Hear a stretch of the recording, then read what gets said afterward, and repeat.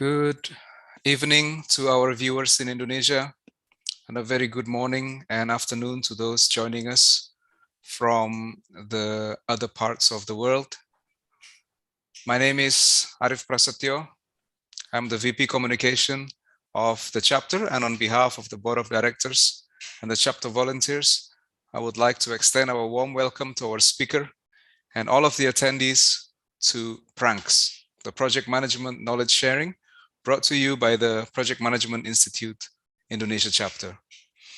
If this is the first time that you are joining PRANKS, this is a regular event that we run twice a month, where we invite subject matter experts and practitioners to share their knowledge, ideas, and experiences.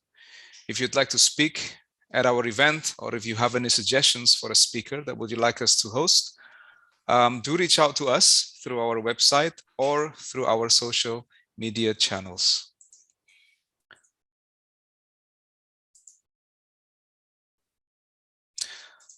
Today, we have a special session. Our world today is full of projects, large or small, internal or external, and with different complexities. We are now operating in the project economy. In fact, a couple of months ago, we hosted Antonio Nieto Rodriguez, a global champion and a thought leader in project management. He was the one who coined the term project economy. If you missed that episode, I strongly encourage you to check out our YouTube channel, where the recording is available. During that session, Antonio raised some very thought-provoking ideas on how project management needed to be reinvented. One of those ideas is that some roles will disappear and new ones will appear. And one of these new roles is called the Chief Project Officer, or the CPO. In fact, some organizations already have these positions, although it may not be in the particular title, but the role is there in some organizations. And today's webinar is a follow-up to this discussion. We are going to talk a little bit more about the role, why it is important now more than ever. We're going to talk about projects as a tool to execute on strategy. We're going to look at the gaps that exists in many organizations when it comes to operations, implementations, deployments, how projects exist in those environments, and how we can help to bridge the gaps. To speak on the subject, we are honored to have Dr. Casey Chan, or Casey for short, joining us today live from Singapore. So a little introduction about Casey. He is a visiting professor to universities in more than 30 countries. He's an international business management consultant and a master corporate trainer. He is a regular speaker at management, leadership, and entrepreneurship conferences in Asia. His latest research interest is in lean, agile entrepreneurship, reinventing it to innopreneurship to help SMEs and MNEs with turnaround and transforming strategies and applying holistic thinking through project-based accelerated action learning. He has authored 6 contemporary books on management, leadership, and technopreneurship. He has published over 100 articles and conducted more than 50 seminars worldwide. Currently, he is co-authoring with Professor Chen Jin of Tsinghua University, ranked 17 out of 50 world top management thinkers in 2021. And the book is called Holistic Thinking for Better Management of People, Process, and Planet. A practitioner and a scholar in the field of project management, and a very good friend of the PMI Indonesia chapter. Hello, Casey, for short. Good evening to you. Welcome back to PMI Indonesia. How are you? Fine, thank you. Excellent. It's very good to have you here again, and we are delighted to have an engaging session with you. Before we start, I would just like to share some of the books that Casey has published. I would like to draw your attention to the top left book in Bahasa Indonesia called Kewirausahaan Berbasis Teknologi, dari Strategi Sampai Hasil. These books, we have 20 of them, and they have been made available for the first 20 registrants to this session. So you will expect somebody from our side to contact you, and we'll be delivering these books to your house.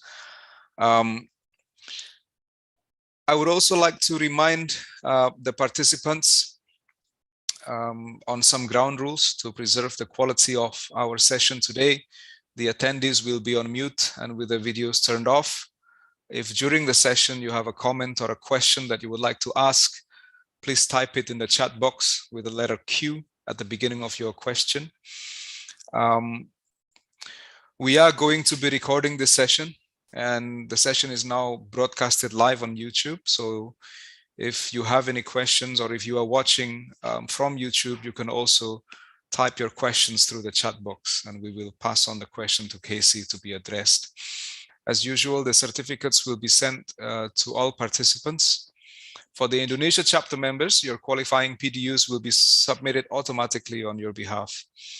And with that, I hope that you enjoy the session, and I will now hand the session over to Casey. Thank you. So I will share the screen. Share the screen.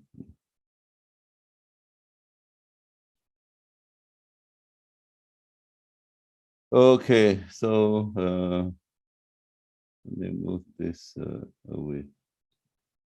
So the slides will be provided, I think, if you require it, from PMI. So the good evening, ladies and gentlemen, PMI members of PMI and also other professionals. So I would really like to share something which has been what I've been doing all these years. And if I offended anybody, please, I beg your pardon, because we are living in the real world, and and jobs are shrinking, not because it's no longer there, but because of what is called the value add. Also, this is the Reinventing Project Management series, which again, I have been a challenge to me to do it, to be very careful, because if I offended my customer, most probably I won't get the next project. Okay, so to appreciate any topic, the best way to learn is to know its history. So the history of PMI is not new. It was formed in 1969. So by now it's 53 years old, and therefore it is becoming a very important domain. And we have to change this into something that is not only used by the practitioner, but actually to be supported by the academics. So I will look at the 6 areas. That's based on the 60 minutes of presentation, or rather 45 by now. So the changing role of the CEO. So this is something that I myself, if you ask me why I don't want to be a CEO, I said because the CEO always gets stabbed. So I want to be the COO. So this is a stakeholder value management. I always remain as a COO, Chief Operating Officer, rather than a CEO, because I've seen so many CEO being crucified by the board of directors. So therefore I survive a longer history. Now, the next thing we need to understand is that strategy is good, but execution is very tough, because it depends on many people. The more people it depends on, and the differences in the culture will actually hinders the execution capability because of miscommunication. And also the gap between implementation and operations. The operations people always think that, well, I think I understand, but actually they understood only half of it.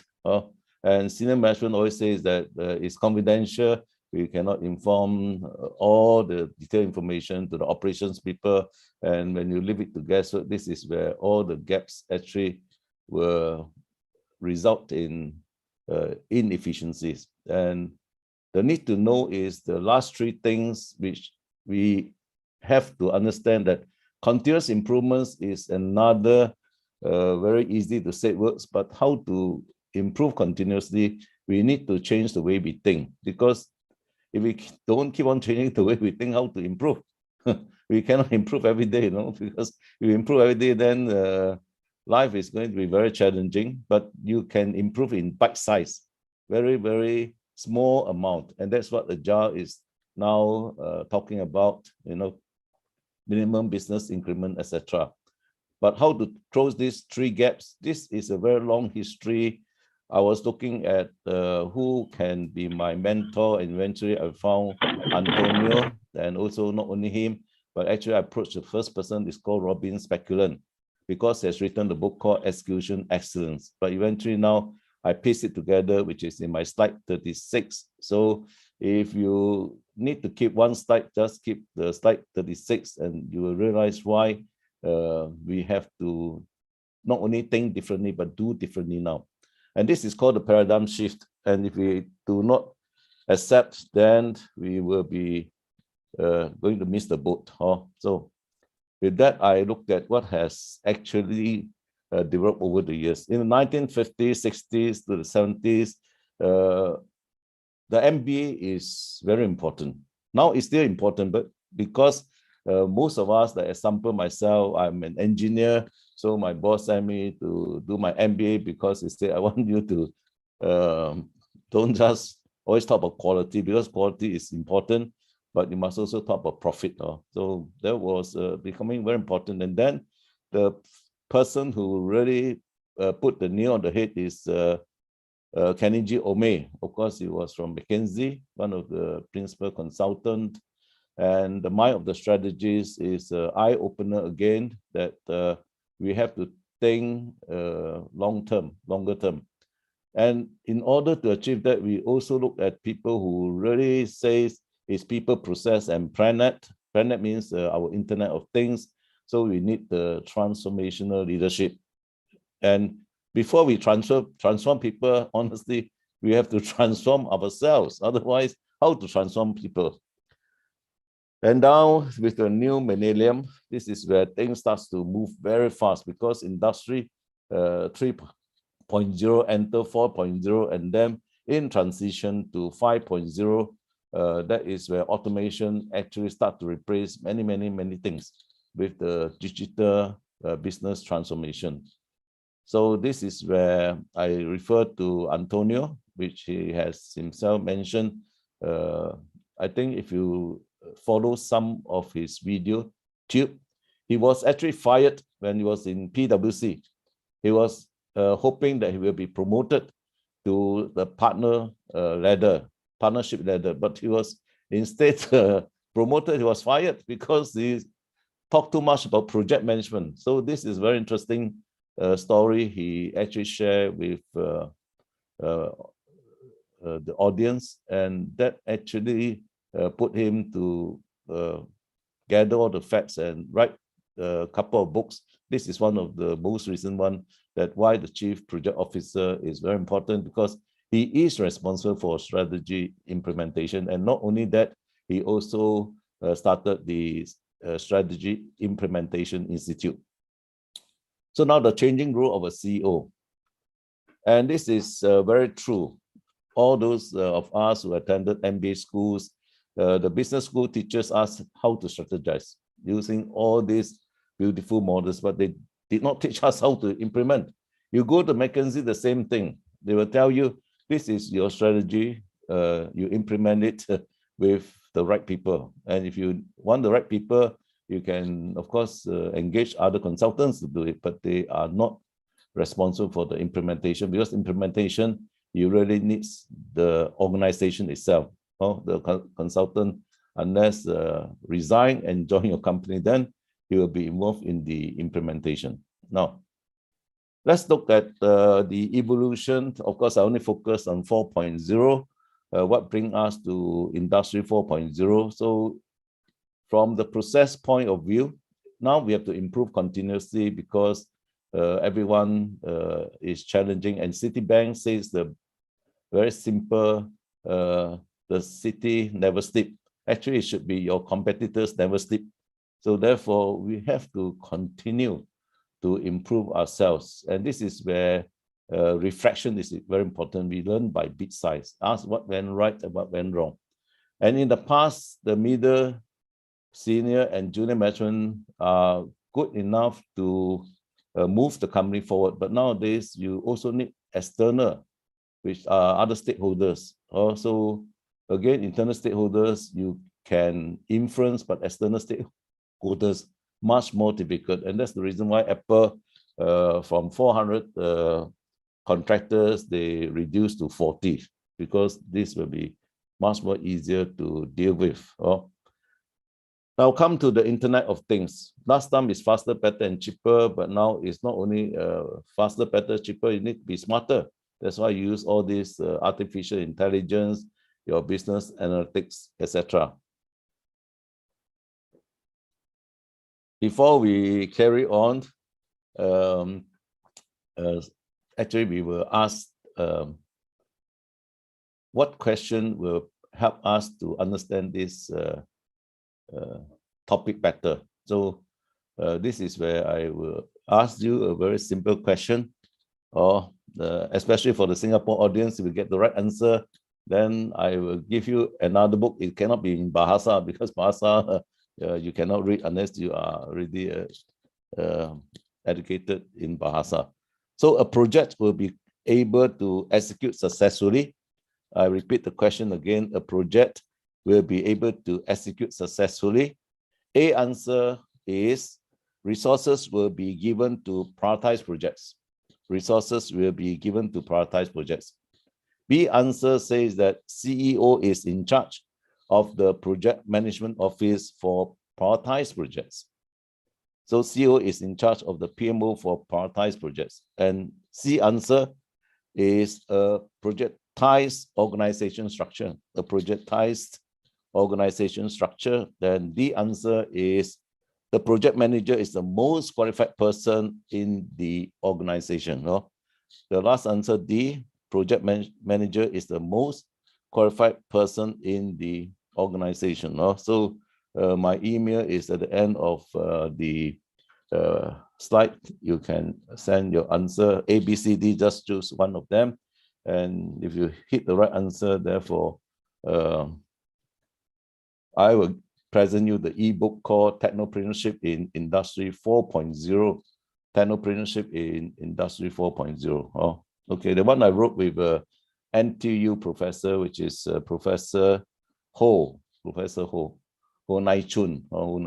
Okay, so this is what we call project-based accelerated action learning, which means that if I want to learn faster, better, and smarter, I actually use projects, and especially in agile project management, you improve in bite size. Okay, so now we are in the 2020s, and moving forward, this is where people always emphasize on human capital. So human capital means that you must be able to tell your boss, you invest $1 in me, I give you back $50. But if your colleague says that, boss, if you invest $1 in me, same job, I give you back $200, who is going to lose the job?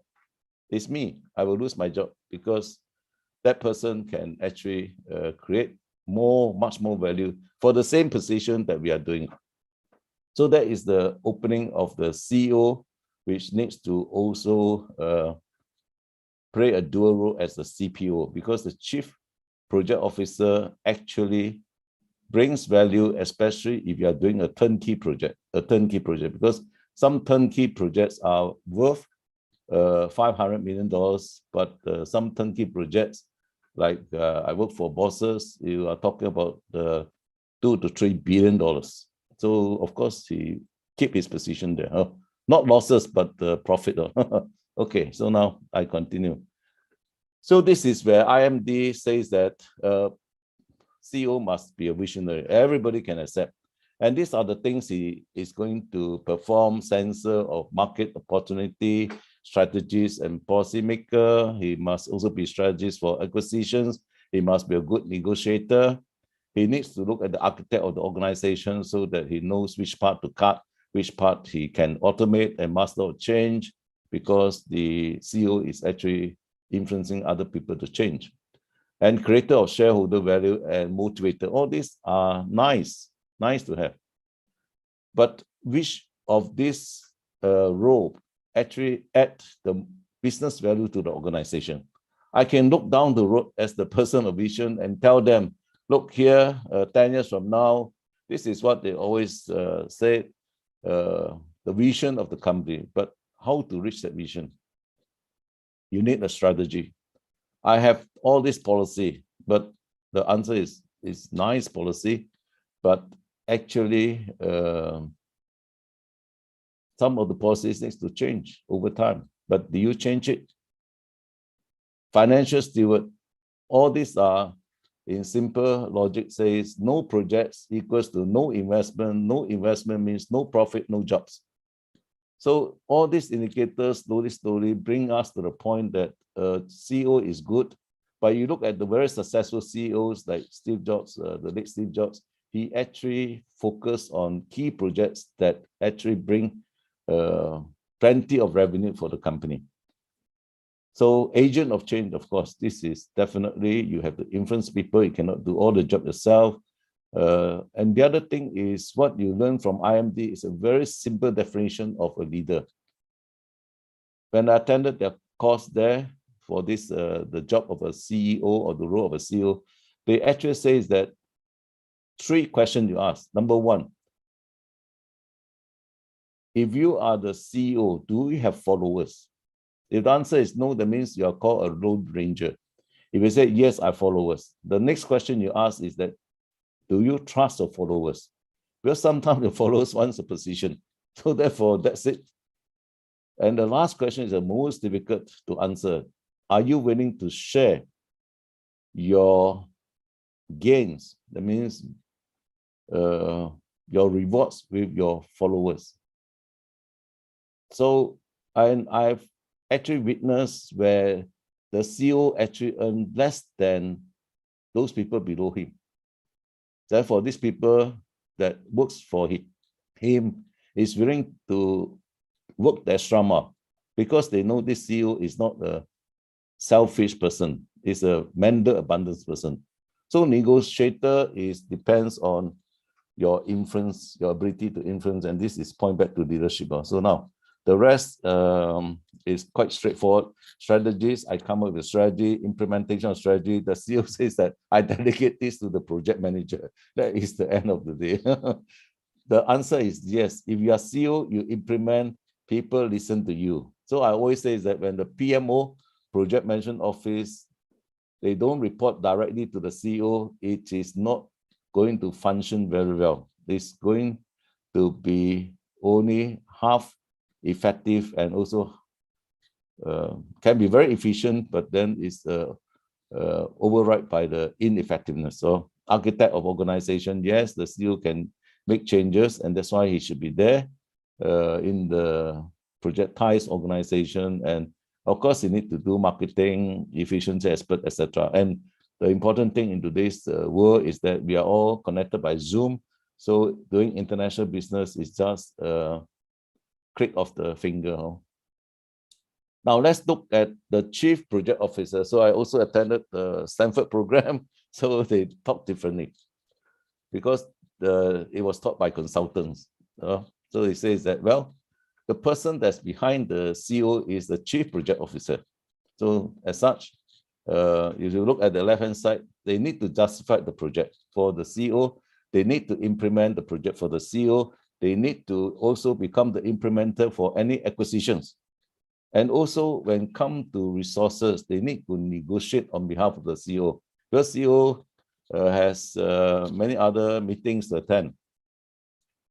And also the chief project officer is the implementer of the organization structure and system. So you can see the keyword is always the implementer, the one who's going to do all the job.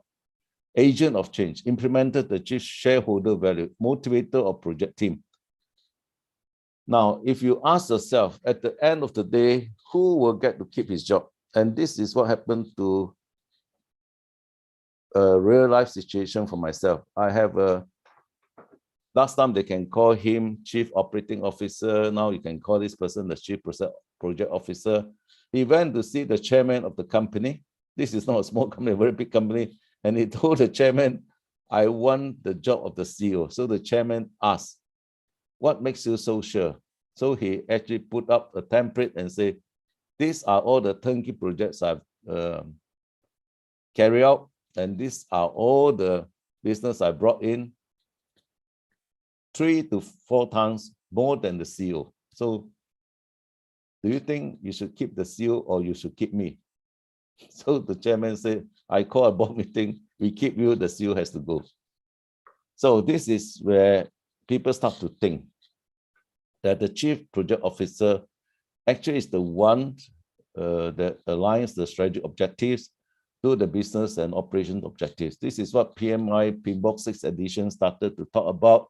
Now the 7th edition, they make it even more emphasis on the importance to link all the 3 levels together. But who can link this?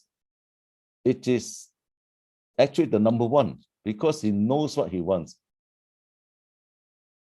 From the CEO point of view, all the way to the operations, but he don't need to do everything. He only focus on those things that he have to do. So let's look at the next slide.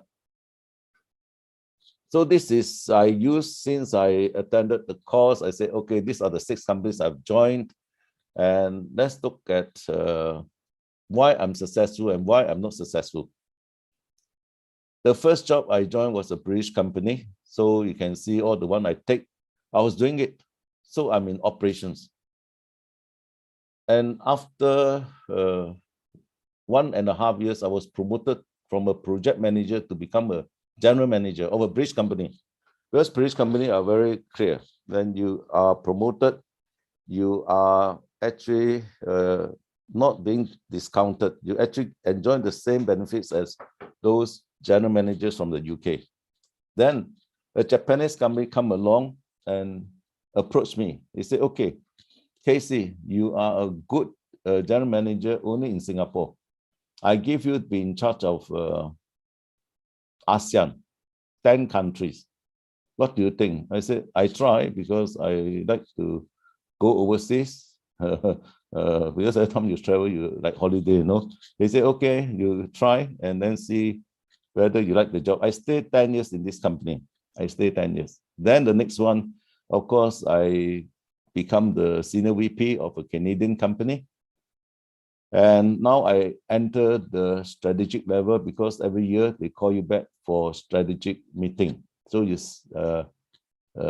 I'm not yet at the board level, but I sit after the board level decide. That means the C-suite people, they bring you in already. Okay, these are the things you're going to do. And the next job, D job, is I was the Chief Operating Officer of Naga, which is the casino. So I was saying that I didn't know it was a casino, but actually it was a 6 mega projects.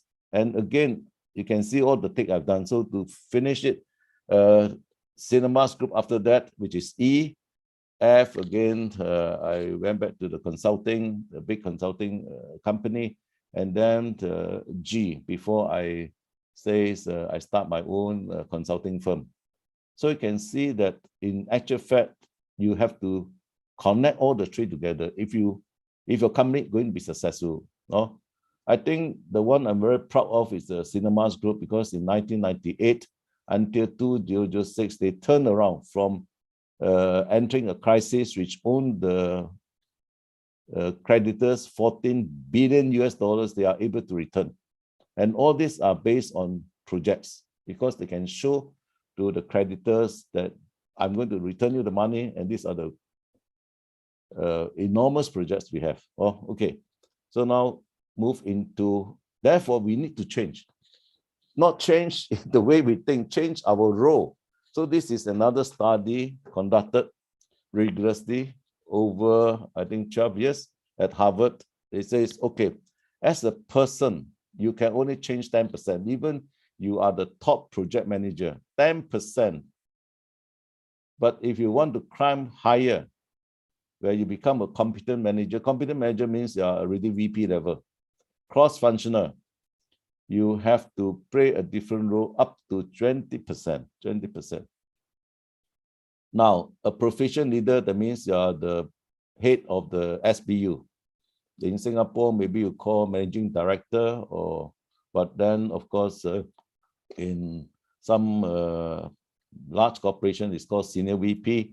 So you cross border, you're in charge of maybe the region.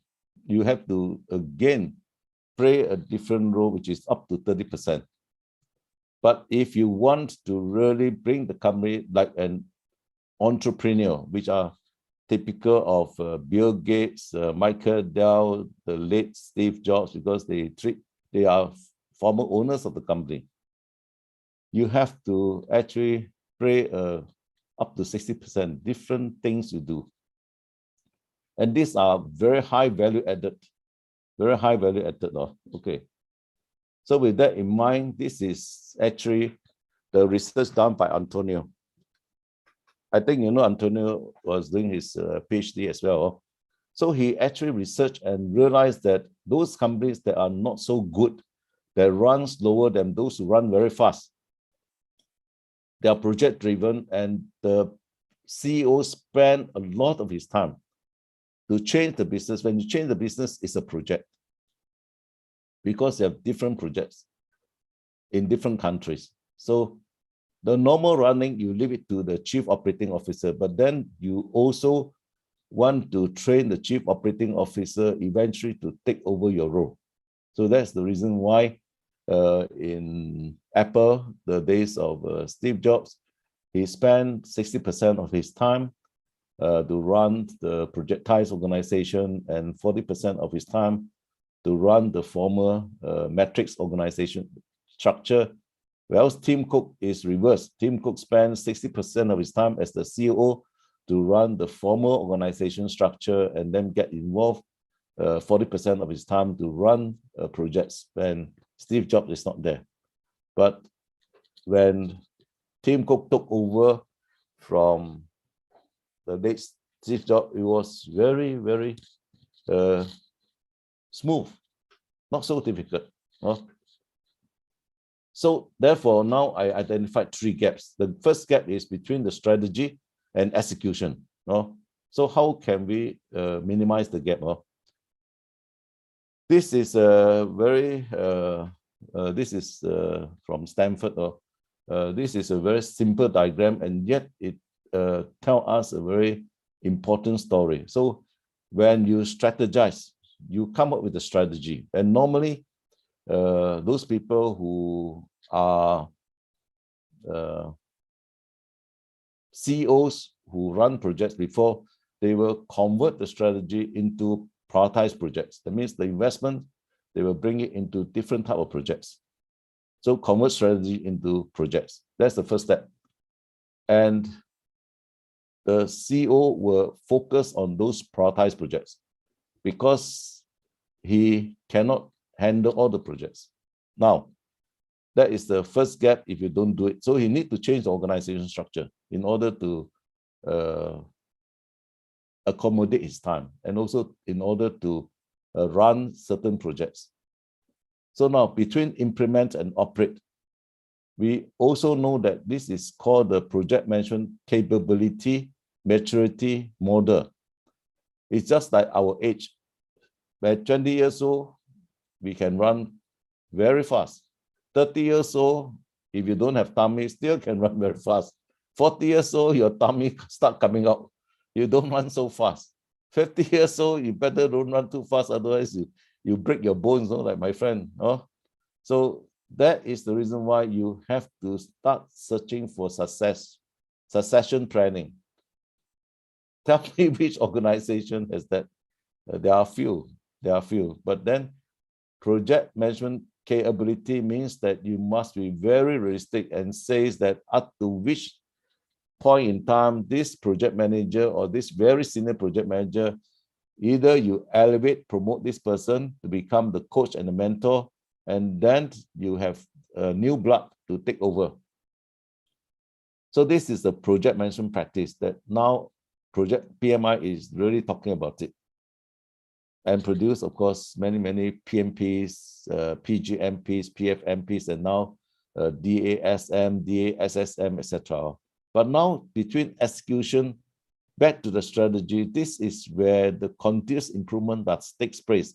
A lot of people say that we are a learning organization. Yes, it's true, but not everyone are encouraged to learn. So therefore, now if you look at the equation, productivity equals to output divided by input, which is your organizational performance divided by your resource investment. So if your execution capability is not always improving, one day somebody will supersede you and buy over your company, because your ROI, your internal return, you cannot show to the board of directors and to the investors. Okay, so with that in mind, let's look at, in actual fact, why you need to look at the inverted pyramid. That means, in other words, when you are a very capable individual, is left-hand side is called competence, but one person is not good enough. You need to have a team. So that's called capacity. 1 + 1 become 5. 1 + 1 become 6. Now, your collection of all the projects become the organization capability. So this is what a large organization or even small ones are doing now. If you look at the right-hand side, lightweight projects, because the company has very good reputation in managing projects, they outsource. I'm IBM. Here come a customer, and this customer is my very good customer. They also have big projects and small projects, but they insist that IBM should be the one responsible. Okay, I take the small projects, but I outsource to my contractors because I know they're very good. No, medium-weight projects, cross-country projects, my people can handle, but not 100%. Maybe they will handle 60%, the other 40%. Also, I outsource. CEO stays at the heavyweight projects, as I mentioned before. When I ask some of my customer what CEO level, what projects you run, they say 500 million minimum to about 2 to 3 billion. So therefore, you can see that the CEO is already doing a dual role, CEO and CPO. Not crude palm oil in Indonesia is Chief Project Officer, because Indonesia is now the largest palm oil industry in the world. And the answer is very simple, because you have so many projects that's happening that you overtook, I should say, Malaysia. Okay. Now, this is to remind ourselves you cannot be number one in a short period of time. That means a lot of organizations, the bosses are very impatient. They say, I want my company to be a high-performance culture. High-performance culture takes time to develop. But the first thing is, did you invest in your people? Are your people actually being coached and mentored? Are your people actually understand all these gaps that you are facing? But sometimes when the company is small, those gaps are not so big. But when companies grow bigger and bigger, the gaps become bigger and bigger. And that's the reason why you can see large organizations, they reach a certain limit, they plateau, and then they come down. No? So now let's identify another gap, which is between the implementation and operations. So this is the last part. That's the Stanford model at the top, but the bottom is actually the band scorecard, which I added on because it's Harvard who, Kaplan and Norton, who invented the band scorecard. So it's no point to just understand a business strategy, and now you have a proper organization structure, which is called the projectile structure to support. Then the investment is converted into projects, and then you also have the execution capability depending whether you are in stage 1, stage 2, stage 3, stage 4, or 5, and that becomes your high performance culture when you are in stage 5, and that is where you can grow your business, so business results. But the band scorecard has to measure people, process, and planet. This is what my latest book is talk about. People, process, and planet with regards to the strategy. Now, so to put everything together, why the CEO must also be a CPO is because when you strategize, you have to convert your strategy into project. Let's say the CEO has no knowledge, zero knowledge about how to run projects.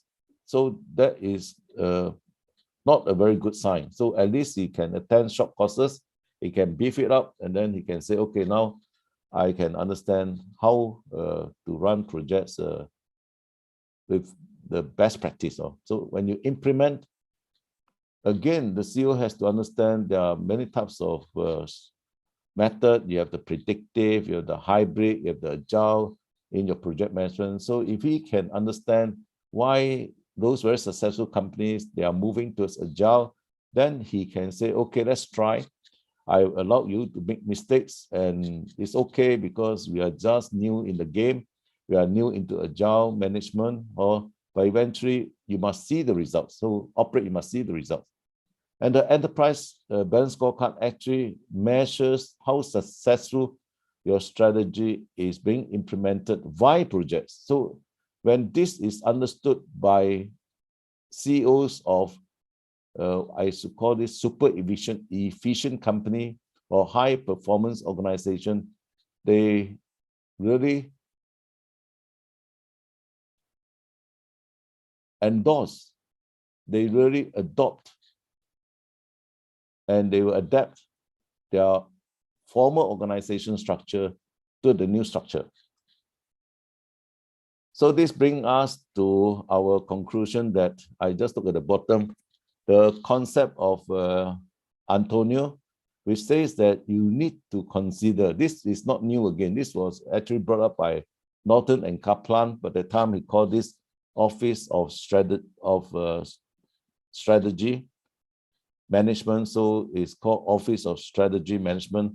But in actual fact, now you must talk about innovation management. Also, the strategy is good, but how can you have continuous improvement? So this is a big twist in the type of projects. It must be innovative projects. And the culture is, that is why, I mean, I'm not young, I'm 67 years old. I have so many organizations, because I'm a consultant as well, they talk about agile. I have no choice. I have to sit for the DASM, DASSM exam, the ACP exam. I mean, luckily it was COVID, so I have a lot of time to study. I cannot go to Indonesia anymore for almost 3 years by now. So I, not for the sake of the qualification, then I understand the agile mindset is very, very important. And this is how you have to convince organizations that want to really move fast. So this will enhance the execution capability in a shorter period of time.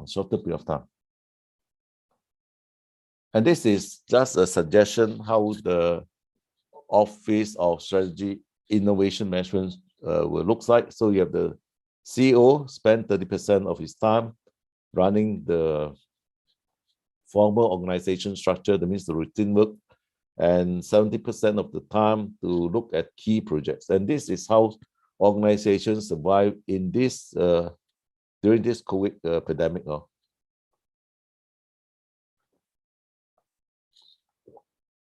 And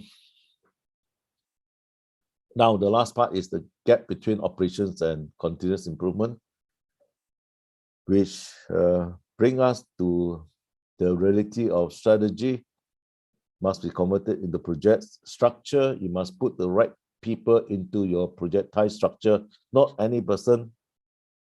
Culture is performance, and now you have to measure the productivity, but how to measure? Because the people do not work for the company anymore. They work as a partner. So therefore, it's talking about partnership, like a consulting company. Because you have to create value, you have to motivate yourself and get the things done. So this leads us to the new PMI Talent Triangle, which of course all of you are very familiar, from strategic to business management to technical project management. So again, Peter Drucker, the late Peter Drucker says, management alone is not enough. So we have to unify the three things together: management, leadership, and entrepreneurship. But now we are moving into technopreneurship. That means we use technology by the entrepreneurs. That is where you have your unicorn, your Gojek, your your unicorn companies. So in order you can sustain, you need to build this pipeline. So this pipeline of competent managers, this is for individual, but then those people who has the stamina, who has the inspiration to contribute more, you can further develop them into proficient leaders so they can manage the agile team or empower team. And now the organization needs to have more and more agile entrepreneurs, or including startups. So I give you a simple story. If you have a large organization like 3M, somebody come to the CEO and say, I have a very good idea. This is a product that we should consider. If the CEO kills the product, what happens? Then this person, he start his own. That is not very offensive, but if he joins the competitors, and then now he really develop the product and compete with your product, which eventually is out of technology. So that will be a very big hurdle. And that is the reason why now people understand that let your own employees start their own business, but as long as it's not really start and then become your competitor, so why not?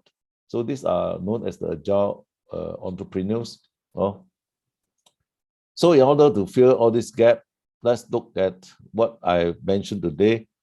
Closing the 3 gaps is the CEO double up as a CPO, and this is will be further reinforced by the top 10 most admired companies in the world. And in actual fact, there's a top professor in Harvard Business School who says that make projects the school for leaders, which is Kim Clark. Then you have gap 1, gap 2, gap 3, and how to put all the 3 gaps together. Let's look at what all these top 10 most admired companies say. So starting from Tim Cook all the way to Jamie Dimon, they all say that, well, their strategy is actually ordinary, but they owe their success to superior execution of projects. If one person says so, yes, this is by chance, but if 10 of them say so, that means there is a certain consensus. Now, what do they measure? So they actually measure leadership, which is, just now we mentioned, you can use projects. Next one, you can measure innovation. So this is where I earlier spoke about project-based accelerated action learning, because this is to see how can you continue to improve your innovation power. Incentives must be there. Remember I mentioned IMD says that you are the CEO, are you willing to share your benefits with other people? Succession planning must have. Otherwise, your company cannot grow. And the last one is, of course, the execution capability. We have to understand we cannot reach maturity overnight. It takes years. In GE, it took Jack Welch 20 years. In IBM, more than 10 years. So it doesn't mean how big or how small is the company. It's the culture of the organization, how much you need to change. Now, these are the attributes that is mentioned by the top 10 most admired companies. So you are able to attract people, quality of management, innovativeness. I focus on the green ones, which are of immense value to project management, long-term investment value in project management, and effectiveness in doing business globally. So we are coming to the end of the session. That is a paradigm shift. There's a current call that this cannot happen the same again. Wine in new bottles cannot sell. So therefore, if you want to change, this is where leadership comes in. You have to measure yourself. What is my leadership? Am I a person that's willing to change? Or am I a very stubborn person? This one, you can do psycho test. Because leadership is a process. So if you know that I'm a very stubborn person, now you have to change. That is where you go into action learning. Now you must think like an entrepreneur. So this is a process. An entrepreneur is a creative person. It's a person that never says that it is not possible. It's a person who always look at new opportunities. Work Now that is your project work. You can see the project management there. So project work, because non-project work means this is the routine work which will be replaced by the robotics and the automation. Behave is about your transformation from non-digital to digital, which is digital business transformation. Then with all these 5 things in the change effect, CHAIN, chain, like a supply chain, then it will work. And that is the paradigm shift into the future. So as a conclusion, this is where I realized that over years, these are the different institutions that provide their best endeavor to help to bridge the gap. The first one was the one which Antonio and Robin Seculan came up with, the strategy implementation professional. So again, I have to study, I think 6 or 7 modules. And also I wrote a report, evaluated. I'm the first fellow of SII because I'm getting old. I don't have enough stamina to study. So I told Antonio, I submit the report and assess whether it's good enough for you. And the next one, of course, your implement is you need to have a common language for work, which is your PMP, your ACP, your DASSM, and DSSM. Now, the last one is that because I have been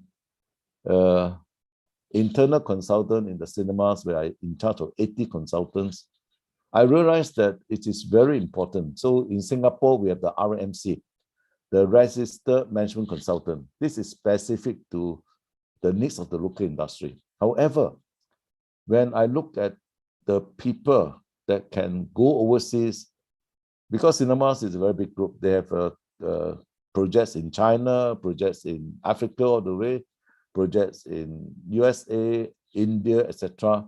You must be a certified business consultant. So this is called the CMC, which is also available. If you look at the information, where there's a body called the International Certified Management Consultants International Institute of Certified Management Consultants International, which is under the ISO, just like the PMP 17024. And this is now becoming more and more important because projects are cross-country. And of course, for myself, over the years, I believe in action learning, but not any action learning, but must be project-based. So I spent I must thank Petra Christian University, of course, Dr. Ricky is listening, to give me the chance to actually run their courses using this methodology. This is 20 years, not 1 year. And it's proven to be very successful because their top students went to London Business School, went to Tsinghua University, go to, even Dr. Ricky was from Birmingham, one of the top for his subject. So I believe that it actually works. And I've written an article on this as well, which is accepted by the international journals, a reputable one, not so reputable one. Okay, so as a conclusion, this is the 3 gaps. The first gap is that you have to now look at your projectized organization, not any projectized organization, but the projectized organization that the CEO play important role as a CPO. Then the next one, you look at your maturity of the organization from stage 1 to stage 5. And then now you look at the pipeline of the number of managers, leaders, and entrepreneurs that you are developing. You add all this up, this becomes your high performance culture. So with that, I think this is Robin Speculan. He has written the book called Excellence in Execution, and that is what attracted me in 2018.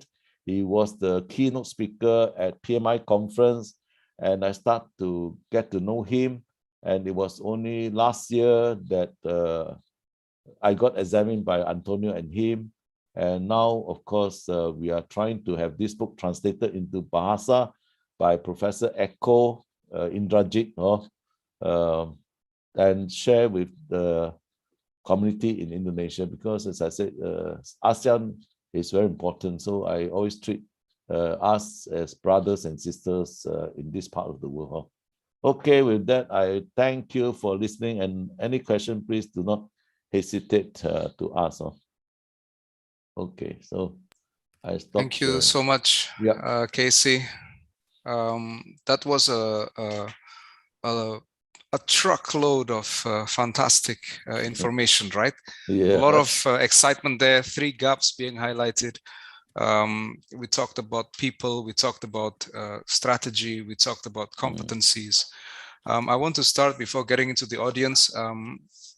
I also would like to first invite, our participants. If you guys have any questions, please type them, whether you are on YouTube or on Zoom, type them in the chat box, and then we will discuss them later on. Yeah. So while we let Casey enjoy his cup of tea or a glass of water. Yeah. Casey, I want to touch on an aspect which is culture. You also mentioned it actually several times, right? Then back to the old saying by Peter Drucker that culture eats strategy for breakfast, eats operational excellence and everything else for lunch and dinner, right? So in your Venn diagram, in one of them, you had performance as the intersection area between strategy and also culture. So I have 2 questions here on that, right? On the way you see this. Does performance, or how much does performance capture the element of culture in when we look at it as a measurement tool? And then the second one is, when we work in a projectized environment or on a projectized organization, what is the ideal environment, right, when it comes to culture for these projects to really thrive? Okay, so I cannot give you a overriding answer. Means know-it-all answer, then it's BS, right? Because it must be specific to company. So to start with, to make it even more complicated, but this is reality in action learning. So most of us forgotten what is culture. Example, I use myself working in Indonesia. The first culture is my culture, which is a Singaporean culture. It's national culture, it's me. I work in Indonesia for a company called Cinemas Group. So therefore, Singaporeans are very hardworking, right? Not Indonesians are not. You are extreme workaholic already, it's called. But my next culture is I am an engineer. So what do you think? Must be perfectionist because I'm precision engineering. The next one is I have been working for multinational companies. That means for UK, for Canada, for Japanese. So what do you think when I enter Cinemas Group? It's culture shock. The way that the people come even to meetings with the chairperson, chairman, Pak Eka, they come late, In Singapore, you're a dead person. You don't walk in late. We have our Olympic conference. The people just feel like it, go out and drink coffee. In Singapore, you are dead. The chairman is still talking. You go outside and drink coffee. He's called disrespect. So coming back to there. So for the first year, I don't do anything. I want to understand the Indonesian culture. So I don't criticize. I don't critique. I just step by step write it all down so that like a white piece of paper, now I can understand. That's why I'm there. To change, first is not the culture of the company, to change my whole V team, which is the visionary team, which is the project team. So we have international people working there, so to cut those story short. So therefore, once we can understand that culture is a process, that means we say that I don't want to know whether we are right or wrong. Let's follow this process. 10 processes cannot work, become 12, cannot work. So I don't blame people anymore. So culture is a blaming game when people say that your culture, my culture, the other culture. But once we say that this is the process, we already agree. And that's where the common language of project management comes in. So that is why I appreciate a lot about project management, because everybody agree. I'm the process owner. I have to stand by it. So this is called the discipline in execution. Answer your two questions. Discipline in execution, that is the person. Now they don't do things like the president is there, I still doing what I think to do. I bring in my computer to do my work. So they know the present time is very important. We have to get this thing done. The second one is, of course, process. After discipline execution, ability to execute. You know how many managers and people we have trained? 2,000 in project management, from 1-day course, which are for the senior people, they have no time, to a 5-day course, and even to the plantation people, 10 days course, over 3 years, not 1 year. So you can see slowly, the productivity increase. At first, it was impossible to increase by even 10% productivity. Because to save the company, you must increase the productivity, same amount of money. Now we increased to 150%. In the Olympic conference, that's for the managers, everybody start clapping hands and say, you know, we just have the ability to execute now. And now the speed of execution is the technology. So we have Microsoft project, we use the SAP system. So that to answer that why I say performance. So it's performance culture is a process. It cannot be I influence you because I coach and mentor you. That one is important. But when you change the process, you ask the person to follow. Over time, the person can understand really why is it so important for not just me, for us to change, because otherwise the company cannot survive. So the best thing to change culture is when you're in a crisis, just like now the pandemic crisis, right? Many people change the way they behave because they know it has to be multitasking already. Well, I hope I answered the question. So culture is performance because it's process driven. Okay. Project yeah. driven. Okay. Thank you, Casey. I think it's clear. I would like now to get your verdict, right? About the CEO and the CPO. I know that we've discussed this, and if you are operating in a projectized organization, which is what it boils down to, right? Ideally, we have projectized organizations, but not all organizations are like this. So do we start with the CPO role first and then projectize the organization, or do we need to slowly make the change to a projectized organization and then we have the CPO? This is in line with a question that we have from Haryadi, right? That, you know, when do we decide that we split these roles or we combine them into this one role of the CEO? Okay. Ask ourselves, when do you see a doctor? When you're sick.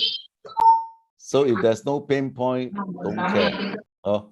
So when the company is in pain, the CEO will look for medicine. So I give you one live example, like my student, my doctorate student, I supervise doctorate. So he is working for a Chinese company. He's a Singaporean. So he asked me, because I teach managing strategic risks and projects. And he is the managing director in Singapore. So he says that there's a project in Arizona. Who goes? I said, you want to keep your job, you go. He said, but who run the office here? I said, in today's technology, you can run the office in America, in Arizona. But you run the office, you have your staff working for you. If the project, which is a $500 million project, fear, what is going to happen to you? You lose your job immediately because the guy who invested has no time for you. So he went to USA and he has to spend 2 years there. And he's actually operating from USA through the Zoom every day. And he's over here is only doing the admin work, because if there's another project, example, he have another project in Poland, he has to go there. Because these are very big projects, but small projects no need. He can ask his project managers to do. So where is the office of strategy, the projectized office? It's actually in Arizona, not in Singapore. So it's like traveling around with the projects. Yeah, I hope I answered, because of course he don't have so many projects because it's not a multinational company. It's still quite a small company. Okay. I think Arif has to go back to work, so David took over. Yeah. So I will take over the rest of the question. Unfortunately, Arif has urgent thing in work. Okay, so to finalize the answer for the question is that the chief project officer is the name, but when you have a very serious project, you have to come up with a structure to support, because if you look at Antonio version is that once the project is finished, the Office of Strategy Management or the OSIM also finished. You don't need that anymore. Then you wait for another big project. So when it happened, then you will start again. So, but over time, if you ask me, I can tell you the same story. When I was there for the first 10 years, Cinemas Group has the same concept. But now I was talking to my colleague, it's no more, because they go back to normal. There's no crisis. So we have to be adaptive. But if you say for Africa, yes, they need this in Africa, because Africa, they spend $2 billion or $2.6 billion to build the palm oil plantation there. But I told, I cannot go to Indonesia. I cannot go to Africa because I'm too old for that. Yeah, you're not too old, actually, Casey. Still can traveling around the world, I think. So we have to be like agile, right? You can have 100% agile, or you can have hybrid. So therefore, if you are not into agile, you better do hybrid. That means for those normal projects, I still use predictive, and then I start to change and see whether agile is suitable for me or not. Not just because the theory says so, because everybody is using it, I jump into it, then that will be disaster.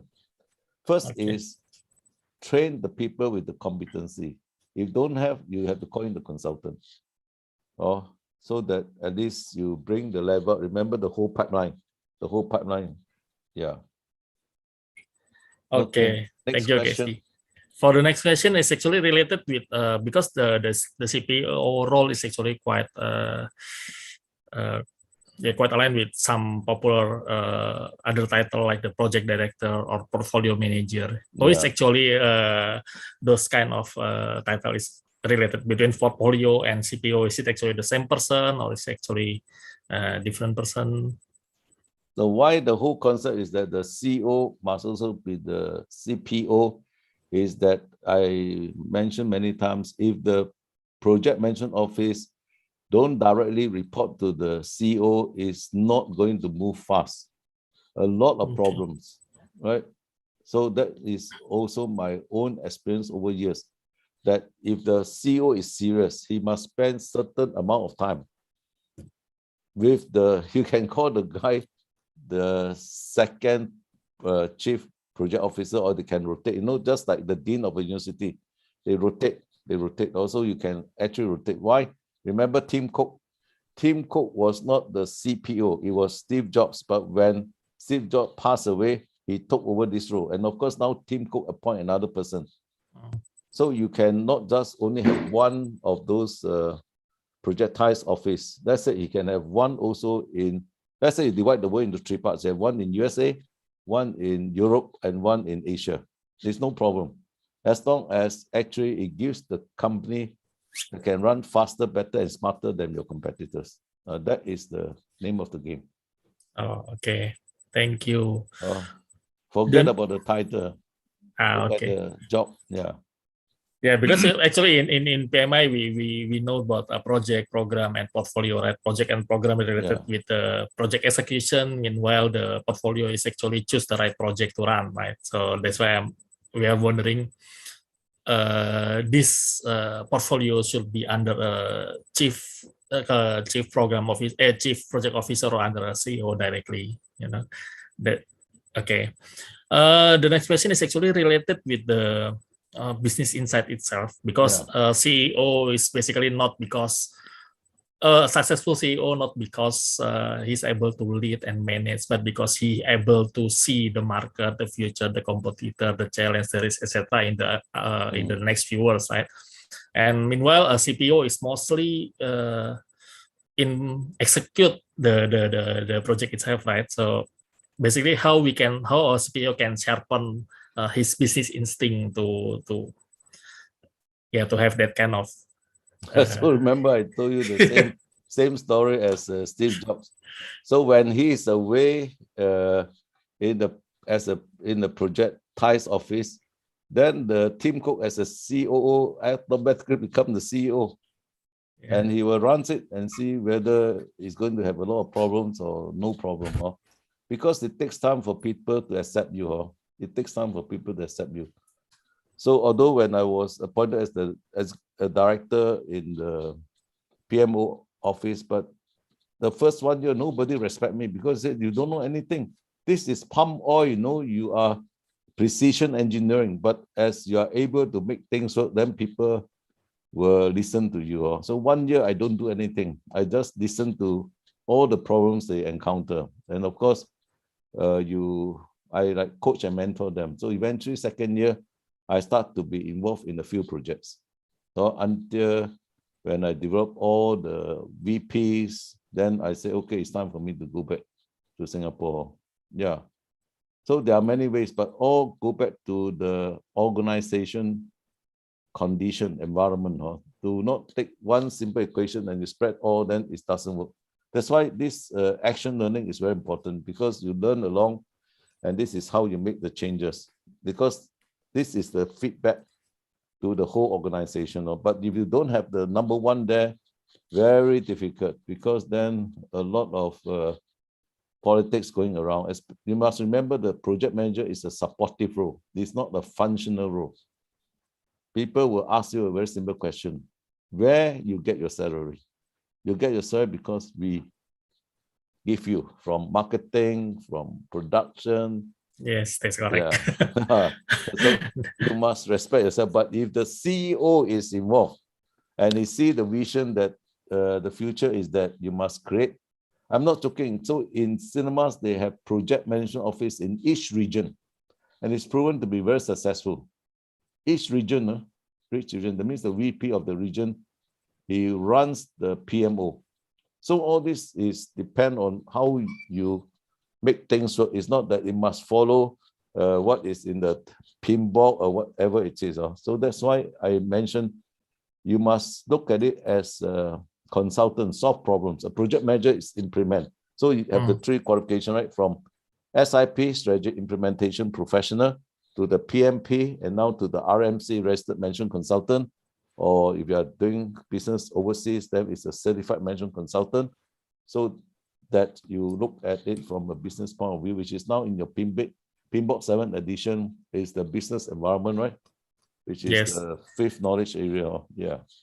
Yeah, that's actually a question from David Lip earlier that can Casey elaborate what is PBAL? I think this is the project-based accelerated action learning course, right?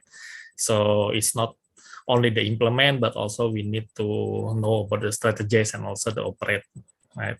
Okay, so project-based accelerated action learning, that means, in another, if I want to improve within the same department, it must be a project.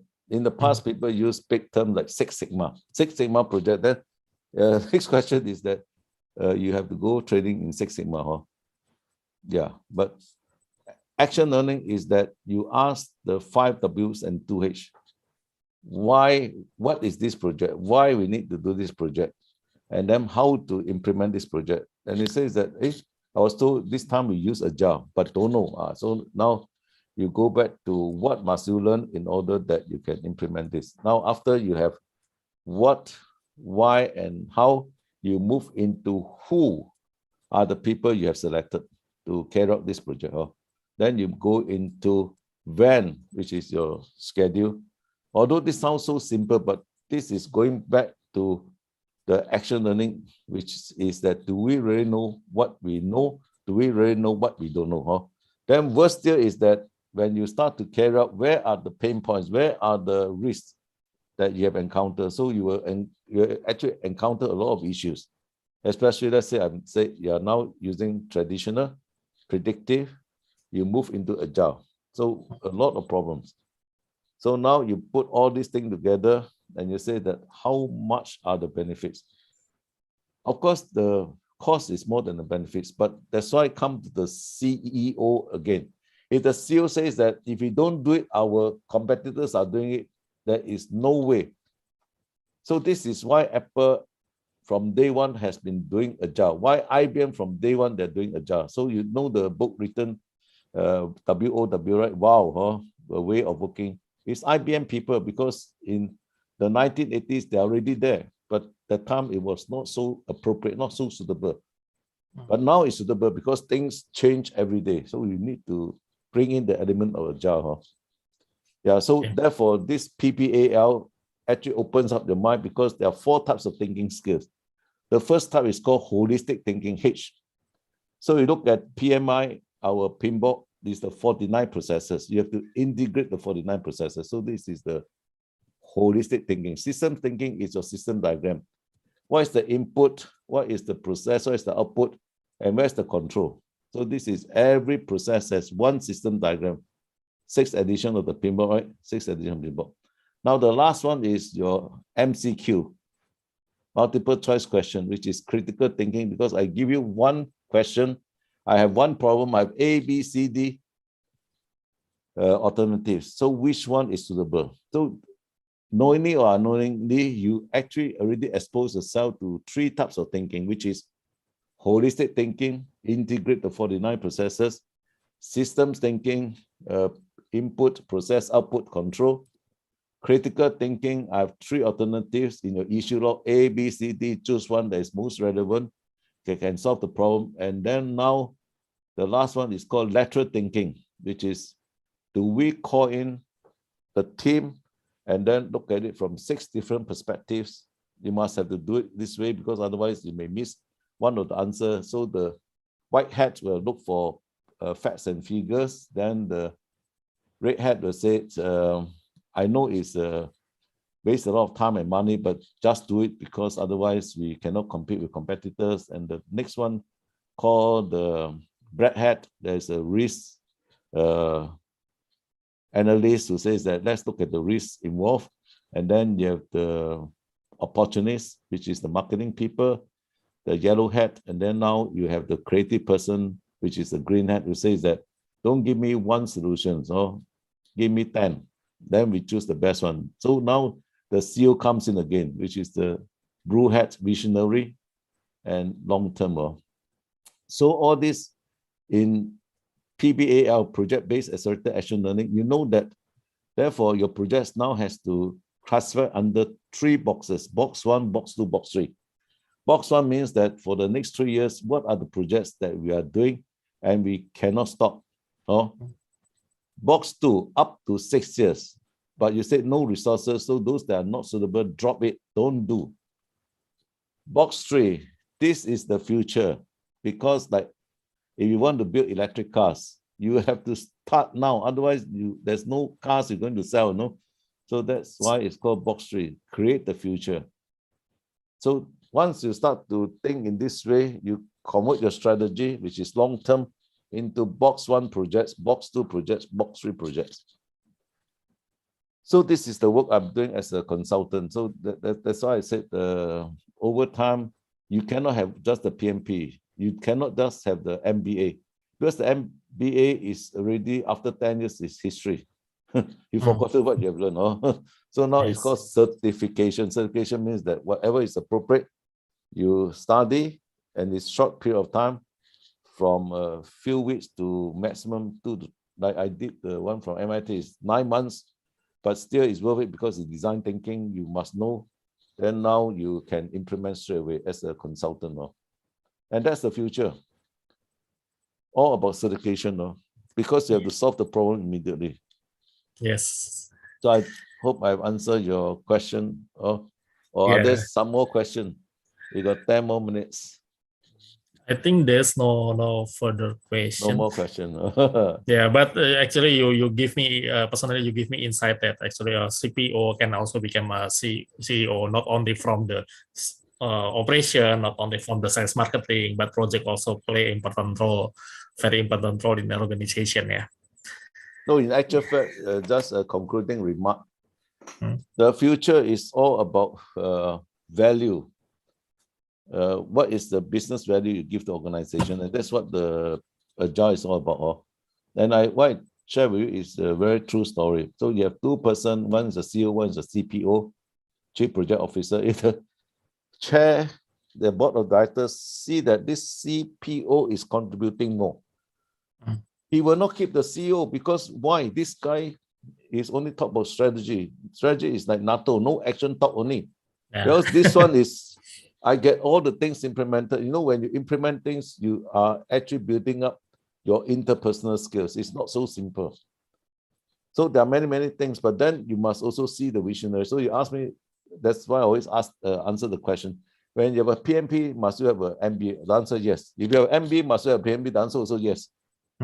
Because you need to have both, like your right hand and left hand. But like example, we use right hand more because I'm right-hander. But my left hand also, I use that. Doesn't mean I chop off my left hand, you know.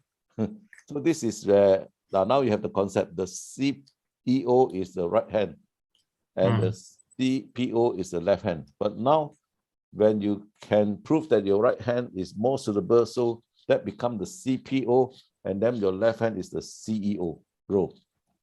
You know what I'm trying to say? Because you don't need to sign using your right hand. You use the chop. Now, I just chop using my left hand, I get the check sign. But I need to eat my nasi padang with my right hand, you know. Yeah. You still like nasi padang, Adilo? Yeah, I always eat nasi padang in Jakarta, no? Yeah. Okay, so thank you so much for giving me the opportunity to share with all of you. And if you have any other things I can do, or I used to give talks if I can visit Indonesia, or seminars, especially in Singapore for PMI. So the next time you can consider to invite me. Okay, sure, Casey. Thank you so much for your time today. Before we close, we will take some picture first. Okay. Maybe for memento. You as well. Please turn on your camera. I will start taking picture. I saw my best friend, my brother, Dr. Ricky. Okay. So, do you actually can speak Indonesian a little, Casey? Yeah. Abang kabar. Abang kabar. Okay. Yes, people spoil me. They don't speak Bahasa to me, they speak English. Even when you're working in Indonesia? Yes, Dr. Ricky, he speak English, he doesn't speak Bahasa, and then he make all the students speak English. Speak Bahasa is a minus point. That's why they pamper me so much, I cannot speak Bahasa. But in the restaurant, I know the order. Ricky here is Ricky Ekacaya, do you mean? No, Ricky Saujana, I'm Ricky Wang. Yes. Oh, I see. Yeah. Okay. Yeah, I already finished capturing the picture. Thank you so much, Casey. Thank you so much, everyone. To everyone. Yeah, if there's anything, thank you so much. Send me an email. Thank you. Thank you so much, Casey. Thank you so much, everyone.